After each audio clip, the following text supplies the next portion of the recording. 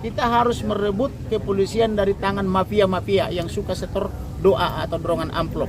Kemudian kita kawal perkara ini di Pengadilan Negeri Jakarta Selatan, karena setelah P21 akan segera P21 tahap 2 atau berkas perkara berikut dengan barang bukti dan tersangkanya atau para tersangkanya akan dilimpahkan ke Kejaksaan oleh penyidik Pidum Polri. Kemudian setelah P21 tahap 2 atau P22, maka paling lambat 2 minggu sudah akan dibacakan surat dakwaan di PN Jakarta Selatan. Oleh karena itu kita berdoa supaya Tuhan membantu ketua Pengadilan Negeri Jakarta Selatan untuk menunjuk majelis dengan cara membuat penetapan supaya nanti hakimnya misalnya 3, 5 atau 7 adalah hakim-hakim yang betul-betul wakil Tuhan. Jangan seperti hakim yang kemarin menerima doa atau dorongan amplop yang tertangkap di Mahkamah Agung. Oleh karena itu kita berdoa, saya mengajak seluruh masyarakat dalam dan luar negeri untuk berdoa kepada Tuhan kita supaya nanti majelis hakim yang memeriksa, mengadili dan memutus perkara ini, perkara korban almarhum Brigadir Nopriansyah Joshua Huta Barat, betul-betul hakim Tuhan yang menyatakan putusannya itu demi keadilan berdasarkan ketuhanan yang Maha Esa.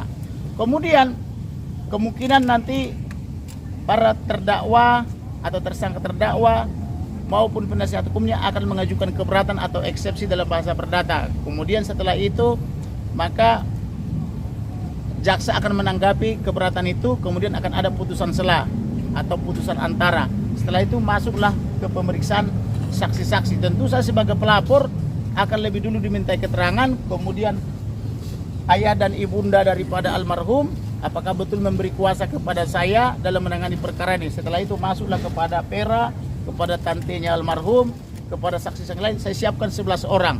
Kemudian nanti para terdakwa ini akan diperiksa secara splitsing atau secara split, yaitu supaya terdakwa yang satu menjadi saksi terhadap terdakwa yang lain dan terdakwa yang lain menjadi saksi terhadap terdakwa yang satu. Kira-kira gitu, begitu nanti strateginya. Kemudian dalam perkara ini nanti akan ada penggabungan atau kumulasi, jadi dakwaan bersifat kumulatif, yaitu para pejabat polisi yang melakukan dugaan pembunuhan terencana juga dia terkena obstruction of justice atau menghalang-halangi penyidikan, menghilangkan barang bukti, merusak barang bukti, maka itu mereka nanti akan digabungkan perkaranya dan kemudian juga nanti demikian juga tuntutannya. Kemudian pasal yang digunakan tentu pasal yang terberat, yaitu pasal 340 KUH pidana itu tentang pembunuhan terencana, junto 338, junto 5556 KUH pidana.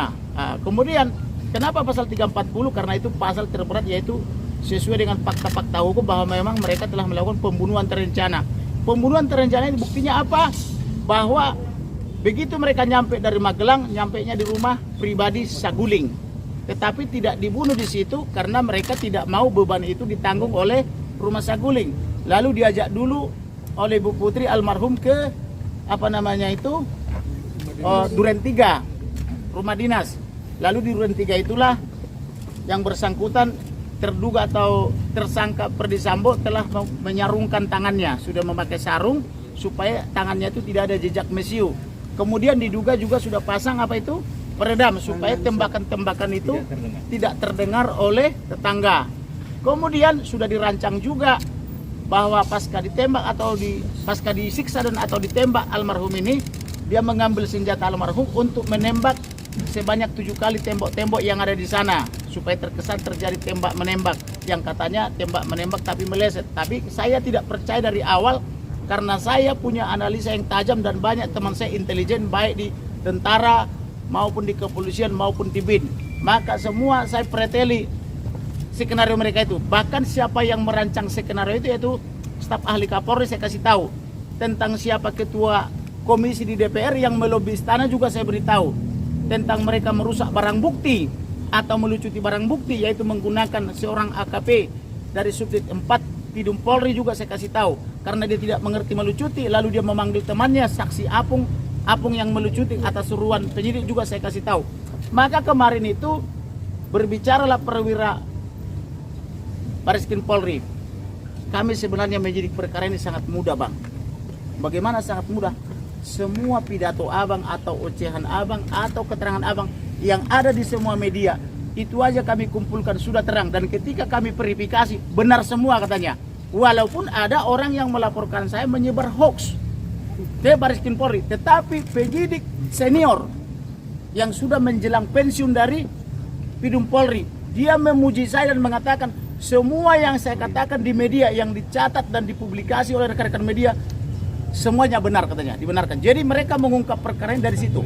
Jadi oleh karena itu saya sangat berterima kasih dan sangat bangga kepada media yang terus mempublikasi berita tentang pembunuhan terencana ini. Tujuannya apa? Supaya Indonesia terbebas dari praktik-praktik mafia. Karena sekarang ini mafia-mafia itu telah mencengkeram pejabat-pejabat kita antar lembaga negara. Maka supaya Indonesia ini tidak selamanya berada di tangan mafia, mari rebut kepolisian dari tangan mafia. Setuju? Ya, itu kira-kira.